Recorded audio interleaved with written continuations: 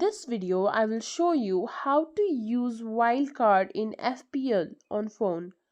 So download the app, log into your account, or you could simply go to Chrome. In the search bar, search for fantasypremiersleague.com. After that, simply log into your account. In the top left corner, you will see this 3 lines menu bar. Click on it. Scroll down below. Here you will find transfers. Click on it.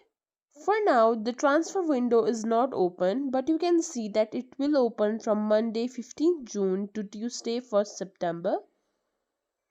So during that period, from here you can simply continue, swap your players, make any desired changes, then simply tap on next, then select wildcard available to activate it, and then hit confirm, and that will be locked in for the game week. And if you think this video was helpful, please like, share, subscribe to our channel, and thank you for watching.